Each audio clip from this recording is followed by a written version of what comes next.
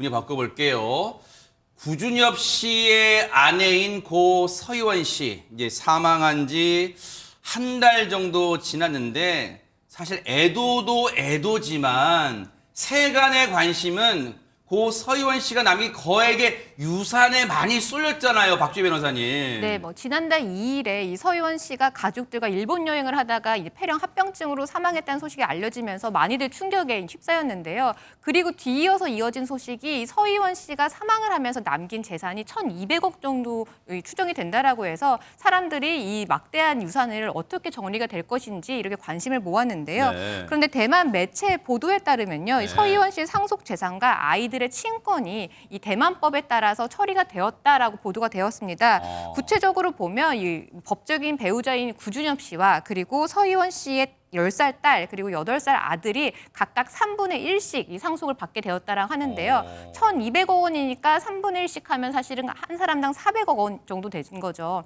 우리나라 같은 경우는 민법상 배우자 같은 경우는 50%가 가산이 되는데 대만법 같은 경우는 그 가산 제도가 없어서 배우자와 자녀들이 모두 동등한 비율로 이 분배를 받게 됩니다. 근데 다만 이제 서희원 씨의 자녀 둘이 아직 미성년자이라서 이 미성년자에 대한 친권을 어떻게 처리해야 되는지 이 부분이 이제 관건이 되는데요. 네. 이 두 아이의 친권은 이 대만법에 따라서 이 자녀들의 친부이자 이 서희원 씨의 전 남편인 이 왕소비에게 넘어갔습니다. 네. 그리고 아이들이 아직 미성년자이기 때문에 아이들인 성년인 18세가 되기 전까지는 이 친아버지가 관리하는 것으로 정리가 된 것으로 밝혀졌습니다.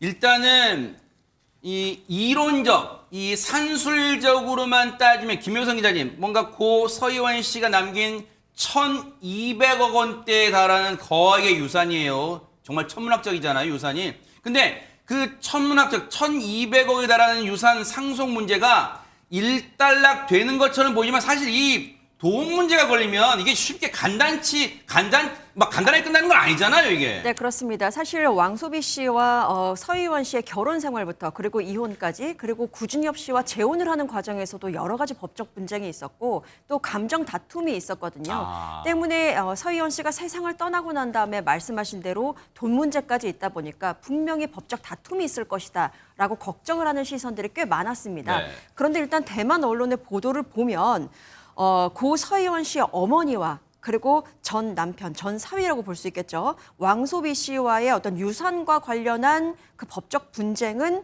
없는 것으로, 그래서 원만하게 합의가 된 것으로 전해지고 있습니다. 서희원 씨 어머니가 인터뷰를 통해서 밝힌 부분인데요. 네. 왕소비와 상속권을 놓고 다투고 있다는 소문은 사실이 아니다라고 일축하면서 네. 왕소비가 아이들을 잘 돌보기만 하면 되고 자신은 늙었고 더 이상 이런 일로 다툴 에너지가 없다. 딸을 잃은 것만으로도 충분히 고통스럽다라고 심경의 변화를 드러내기도 했습니다. 때문에 외신들은 서희원 씨 모친의 이 같은 발언을 두고 두 손주에 대한 양육권까지도 왕소비에게 넘긴다. 그래서 모든 것이 원만하게 풀렸으면 좋겠다라는 바람을 드러낸 것이다라고 해석을 하고 있습니다. 아니 근데 이 대목에서요, 박주희 변호사님 봐보세요.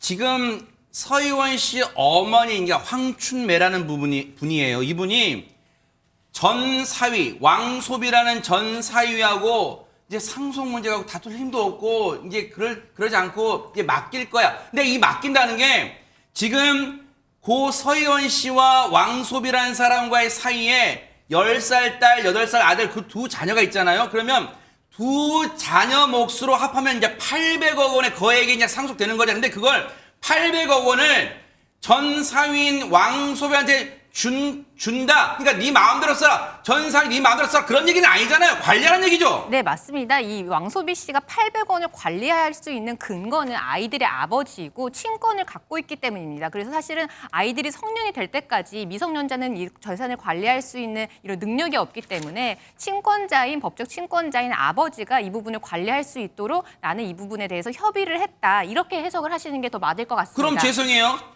대만법이 어떻게 되는지 모르겠지만 관리를 제대로 하는지 아니면 찔끔찔끔 왕소변 사람이 자기 개인 채무를 갚는데 쓰는데 우리가 어떻게 알 수 있는 거예요? 사실 이 부분 같은 경우 우리나라 같은 경우는 아마 기억을 하실 텐데 최진실 씨가 사망을 하시면서 이 부분에 대해서 이제 친권이 조성민 씨한테 이게 가는 거 아니냐라고 해서 이 부분에 대해서 다툼이 많았잖아요. 그렇기 때문에 이렇게 일방 친권이 사망을 하면서 다른 친권자한테 이 부분이 부활을 할 때 사실은 법원이라든지 아니면 다른 가족들이라든지 이런 부분이 제대로 관리가 되고 있는지 좀 감시를 할 수가 있습니다.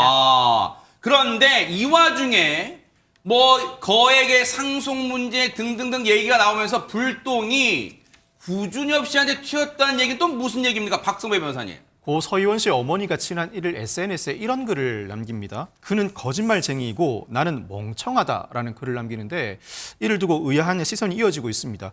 이 왕소비 씨를 저격한 것이라는 해석도 물론 있지만 구준엽 씨를 겨냥한 것 아니냐는 의견도 나오고 있는 것입니다.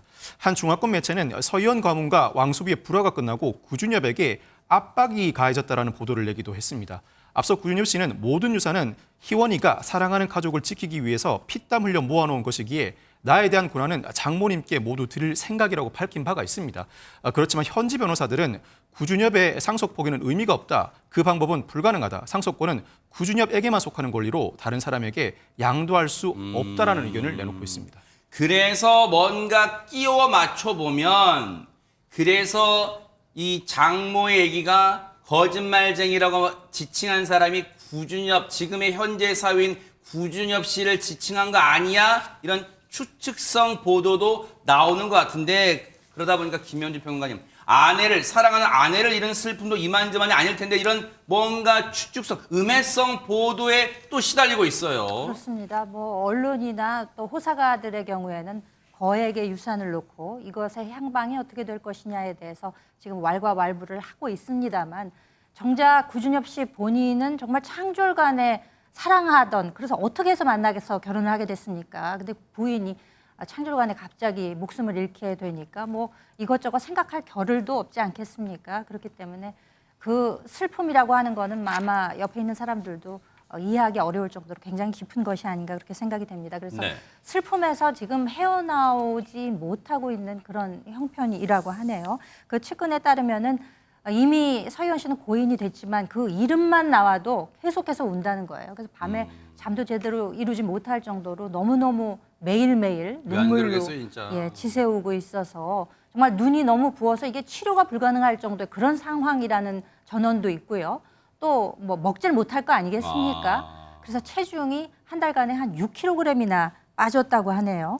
그러니까 어느 정도 괴로움이 클지 이제 상상이 가능한 그런 대목일 텐데 한 대만 매체의 보도에 따르면은 이 구준엽 씨가 앞으로 무기한 활동을 중단할 것이다 이런 이제 보도가 나왔다고 합니다. 그러니까 활동 재개 시점은 알 수가 없는 형편이죠. 네. 그러니까 내부의 그 괴로움, 슬픔 이런 것들이 치유되기 전까지는 활동을 하기 어렵지 않을까라는 예상이 이제 가능하고요. 그래서 이미 촬영된 광고 같은 게 이제 집행되는 것 이외에는 구준엽 씨의 활동을 보기에는 많은 시간이 소요되지 않을까 이렇게 예측이 되고 있습니다. 뭐 슬픔이 얼마나 깊을까요? 그걸 우리가 헤아릴 수는 없겠죠. 근데 그야말로 식음을 전폐하는 지경에 이르렀는데 근데 실제로 전현 평론가님 구준엽 씨가 고 서희원 씨를 보내지 못하고 있다 이런 말도 있어요. 이건 무슨 소리예요? 예, 그 이유는요. 고 서희원 씨의 장례를 구준엽 씨가 아직 치르지 못한 것으로 전해지고 있습니다.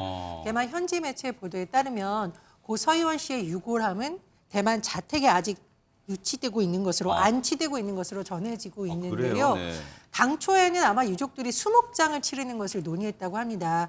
고인이 살아생전 아마 그런 뜻을 밝힌 것이 아닐까 추정이 되는데 구준엽 씨의 생각은 조금 다른 것 같습니다. 그 이유는요. 언제든지 방문할 수 있는 독립적인 장소에 고 서희원 씨의 유골함을 좀 안치하고 싶다. 이런 바람 때문인 것으로 전해졌고요. 또 하나는 아내의 동상을 기왕이면 세울 수 있는 곳이면 좋겠다라는 뜻이 있는 것으로 전해졌습니다. 따라서 가족들끼리 의논해서 새로운 장소를 물색할 수 있는 것으로 전해지고 있습니다.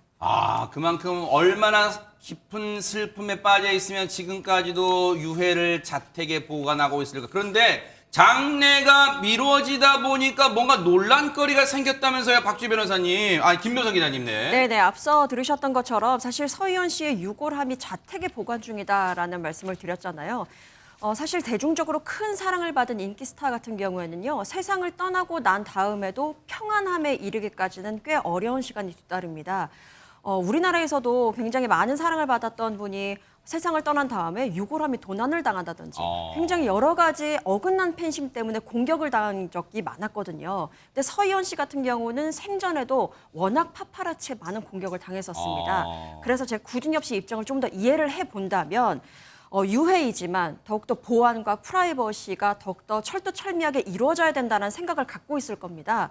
그런데 구준엽 씨가 모든 장례를 주도적으로 해야 하는 상황이지만 대만의 어떤 장례 시스템이라든지 이것은 잘 알지 못하는 상황이기 때문에 네. 적합한 장지를 찾는데 좀 굉장히 어려움을 겪고 있다고 하고요. 전문 장의사와 연락을 하는 것도 굉장히 쉽지는 않은 상황이라고 합니다. 네네. 그러다 보니까 이제 서희원 씨의 유해를 한 달 동안이나 지금 집에 보관하고 있는 상태인데 그렇기 때문에 이웃들의 항의가 뒤따르고 있다는 겁니다.